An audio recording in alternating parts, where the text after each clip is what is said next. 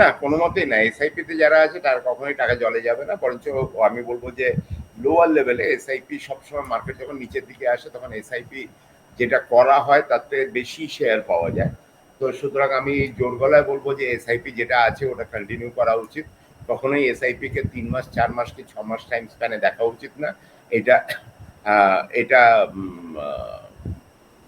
আমি এরকম করে বলবো 3-4 বছরের টাইম স্প্যানে যদি দেখে তো এসআইপি কন্টিনিউ করাটা মাচ মাচ বেটার দেন এখানে কোনো হটকরিতে ডিসিশন নিয়ে হঠাৎ করে বলবে যে না আমি এসআইপি কম না করাটা সবসময় বলবো যে কন্টিনিউ করাটা সবসময় উচিত। ঠিক, যারা শেয়ারে টাকা লাগিয়ে বসে রয়েছেন তারা কি করবেন? কারণ যখন মার্কেট নিচের দিকে আসে লগ্নিকারীরা ইনভেস্ট করেন। এখন কি ইনভেস্ট করার উপযুক্ত সময় বলে আপনি মনে করেন, নাকি এখন শেয়ার মার্কেটে না যাওয়াই ভালো? আমার নিজের ব্যক্তিগত ধারণা, যদি শর্ট টার্ম ট্রেডিং কেউ করতে পারে 3-4 দিনের টাইম স্প্যানের জন্য, তাহলে মানডে অনওয়ার্ডস একটা বড় বড় শেয়ারগুলো যেগুলো মেন নিফটি হেভি ওয়েট ওগুলো আছে ওগুলোতে যেতে পারে, ব্যাংকিং সেক্টরের শেয়ারগুলোতে যেতে পারে। কুড বি একটা প্রবাবিলিটি আছে শর্ট টার্মে আপার সাইডে একটা র্যালি হতে পারে ফ্রম মানডে অনওয়ার্ডস। মানডে কিংবা মানডে সেকেন্ড হাফে কিনলো এরকম কিছু একটা ভেবে চিন্তে করতে পারে। যদি কেউ ইনভেস্টমেন্ট ওরিয়েন্টেড ভেবে থাকে তাহলে আমি বলবো যে না, একটু অপেক্ষা করা উচিত। পারহ্যাপস একটু যেতে দাও না, মানে 20,800 এসব জায়গাগুলো আসলে মনে হয় যেন বেটার হবে।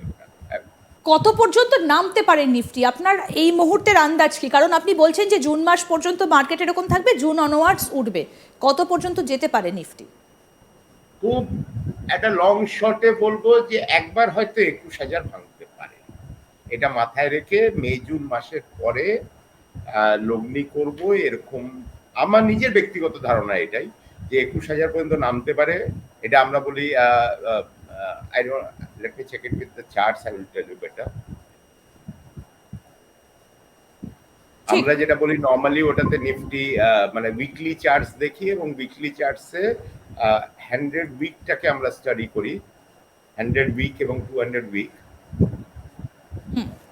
100 উইকের জায়গা কিন্তু একটা প্রায় এসে গেছে 21,900 আশেপাশে এসে গেছে, এবং এই জায়গাটা একটা টেম্পোরারি বাউন্স, এইসব জায়গা থেকে একটা প্রবাবিলিটি থাকে। এই বাউন্স গুলো কিন্তু বেশ সিগনিফিকেন্ট হয়, মানে ইট ইজ নট দ্যাট যে খুব হালকা। এই যে হলুদ লাইনটা দেখছো, এটাতে যতবারই এসছে বাউন্স গুলো কিন্তু বেশ সিগনিফিকেন্ট হয়েছে, আগেও বাউন্স হয়েছে এরকম টাইপের 100 SMA একটা জায়গা। তো কুড বি ওয়ান। সেকেন্ড হচ্ছে গিয়ে এই বাউন্সটা করলো, করে দিয়ে উপরে গিয়ে আবার এলো, তখন গিয়ে কি পরিস্থিতি হবে দেখার বিষয়। ভেরি আনলাইকলি যে ওর থেকে বড় কিছু ক্ষতি হয়ে যাবে এরকম টাইপের এখন লাগছে না, but all the same 21,900 would be a target, যেখানে গিয়ে কি আমি শর্ট টার্মে হলেও একটু দেখবো একটা সুযোগ নেওয়া যায় কিনা এরকম করে ভাববো। যারা টাকা লাগিয়ে বসে রয়েছেন বা যাদের মার্কেটের টাকা ফেসে রয়েছে অনেক টাকাই, যারা আজ থেকে 2 মাস আগে বা 3 মাস আগে বিনিয়োগ করে রেখেছিলেন, তারা কি করবেন? এই মুহূর্তে কি চুপ করে বসে থাকাটাই শ্রেয় হবে? আমি এইভাবে বলবো যে যদি কারুর লিভারেজ মানি না থাকে, লিভারেজ মানি মানে আমি 1,00,000 টাকা নিয়ে আমার কাছে ছিল, ওর এগেনস্টে আমি 2 লাখ টাকা শেয়ার কিনেছি, মানে ওই ক্যাটাগরি থাকে তো ভগবান বাঁচায় উসকো, কিছু করার নেই। আদারওয়াইজ যাদের কোয়ালিটি শেয়ার আছে খুব একটা এই মুহূর্তে চিন্তা করার কিছু নেই। একটা সময় আসে, ঠিক আছে 1-2 মাস খারাপ সময় আমাদের মেনে নিতে হবে, আসছে, অলরেডি মার্চে আমরা ঢুকে গেছি, মে মাস পর্যন্ত ঠিক আছে চলেগা, দেখ লেঙ্গে, এরকম একটা অ্যাটিটিউড নিয়ে যদি কেউ চলে তো পারহ্যাপস মে জুন মাস থেকে আমরা বেটার সময় দেখতে পারবো। আর পরে যদি টাকা থাকে আমি বলবো খুব একটা বেশি ছটফট না করে একটু অপেক্ষা করা, একটু লোয়ার লেভেলে গেলে কম করে পয়সা দিয়ে কম পয়সা ঢোকা, এগুলো একটা স্ট্র্যাটেজি নেওয়া যেতে পারে। অর্থাৎ ব্রেক ইভেন পয়েন্ট এখনো পর্যন্ত মিট করেনি আপনি যেটা বলছেন? পুরো ক্যাপিচুলেশন এই মুহূর্তে আজকে যেটা দেখে মনে হচ্ছে হয়তো ক্যাপিচুলেশন কাছে, যেটা আমি গতবারেও বলেছিলাম আরএসআই টারএসআই গুলো দেখে শর্ট টার্ম সুইংস গুলো আমরা লক্ষ্য করি, কিন্তু লং টার্ম সুইংসে এখনো পর্যন্ত সেরকম কোনো ক্যাপিচুলেশন চোখে পড়ছে না যে এখান থেকেই ভালো হয়ে যাবে, উপরের দিকেই চলে যাবে, সেরকম টাইপের এখন কোনো চোখে পড়ছে না। কিন্তু প্রত্যেক দিন যে সমস্ত জিনিসপত্র আমরা ব্যবহার করে থাকি, যেমন অয়েল সেক্টরগুলো রয়েছে বা ব্যাংকিং সেক্টরগুলো রয়েছে, সেগুলোতেও কিন্তু একটা বড় ধস লক্ষ্য করা যাচ্ছে। এর কারণটা কি? ব্যাংকিং সেক্টর বা অয়েল সেক্টর, আইটির কথা যেমন আপনি বলছেন যে একটা ইনফ্লেশন আসছে আমেরিকা থেকে, কিন্তু oil sector, oil and natural gas কিংবা ব্যাংকিং সেক্টর, সেগুলোতে এতটা ধসে যাবার কারণটা কি? দেখো এইখানে ব্যাপারটা হচ্ছে যে এগুলো সবসময় চেন রিয়াকশন, একটা সেন্টিমেন্টের সঙ্গে একটা সেন্টিমেন্ট কাজ করে। এরকম ভাবে যে ধরো এরকম যে আমার শেয়ারটা কেনা আছে টাটা স্টিল, টাটা স্টিলটা হয়তো কোম্পানিটা স্ট্রং, কিন্তু সামওয়্যার ডাউন দ্য লাইন এমন হলো যে আরেকটা শেয়ার কেনা আছে সে আম্বুজা সিমেন্ট, ওখানে কোনো একটা নেগেটিভ নিউজ এলো, আমার টাটা স্টিলের কোনো স্ট্রং শেয়ার যেটা বাড়িতে রাখা আছে, ভুল করে হয়তো আমি আম্বুজা সিমেন্ট কিনে নিয়েছি, আম্বুজা সিমেন্টের লসের জন্য আমি টাটা স্টিলের শেয়ারটাকে বিক্রি করতে বাধ্য হলাম। তো এই কিছুটা চেন রিয়াকশন, কিছুটা সেন্টিমেন্টস, অনেক কিছু ম্যাটার করে যায় এখানে। তো খালি ওই কারণের জন্য ভালো ভালো কোম্পানি অনেক সময় দেখা যায় যে মানে শেয়ারের দামটা খুবই কমে গেছে, নিচের দিকে চলে গেলে অবশ্যই তখন ওগুলো কেনা উচিত।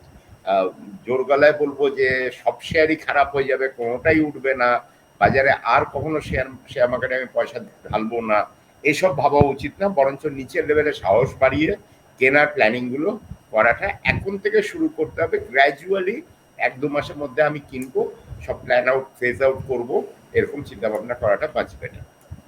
অর্থাৎ আপনি বলছেন যে এই মুহূর্তে সেইভাবে ইনভেস্ট করতে না, আরো কিছুটা সময় ওয়েট করে যেতে।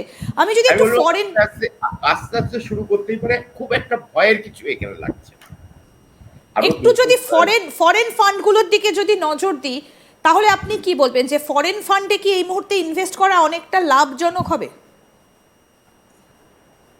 সেই একই ব্যাপার, কেননা দেখা যায় যে টাকা আমার কাছে যা ক্যাপিটাল আছে তুলনামূলক অনেক কম, খুবই কম পার্সেন্টেজ টাকা আমি বাইরে গিয়ে কোনো একটা ইনভেস্ট করতে পারি, বিদেশি কোনো মিউচুয়াল মানে বিদেশি শেয়ার গুলো কিছু কিনতে পারি because of RBI regulation, taxation and all. যদিও আমি এক্সপার্ট নই, তবু বলবো যে না করাটাই ভালো, কেন ওখানকার বাজারও খুব একটা যে এইখান থেকে টাকা নিয়ে আমি ওখানে গিয়ে ডলারে ইনভেস্ট করলাম, ওখানে যে বিরাট রিটার্ন পেয়ে যাবো, খুব একটা আমার মনে হয় না যে ওখানেও ইউএস মার্কেটও এখন অতটা রিটার্ন দেবে এই মুহূর্তে মনে হচ্ছে না। বেটার নিজের টাকা নিজে রাখা, আর ইন্ডিয়াতেই রাখা। I would suggest it this way, let the time pass, May June আসুক, বাই দ্যাট টাইম ঠিকই থাকবে। আমি যদি একটু মিউচুয়াল ফান্ডের প্রসঙ্গে আসি, যারা মিউচুয়াল ফান্ডে বিনিয়োগ করেন তাদেরকে আপনি কি পরামর্শ দেবেন? যেহেতু লং টার্ম ইনভেস্টমেন্ট, খুব একটা চিন্তা ভাবনা করা উচিত, মানে দুশ্চিন্তা করা উচিত নয়, রেখে দেওয়া উচিত। আবারও সেই একই কথা, 2-3 মাসের ব্যাপার, মানে ঠিক আছে, খারাপ কিছু দেখছি না। মিড ক্যাপে যেতেই বলবেন কি আপনি এখনো পর্যন্ত? একই গল্প বলবো, মিড ক্যাপ শেয়ার গুলো কিংবা মিড ক্যাপ মিউচুয়াল ফান্ড গুলো লোয়ার লেভেলসে আসলে আমি বলবো যে ইনভেস্টই করা উচিত, মানে ওখানে ভয়ের জায়গাটা আমার লাগছে না।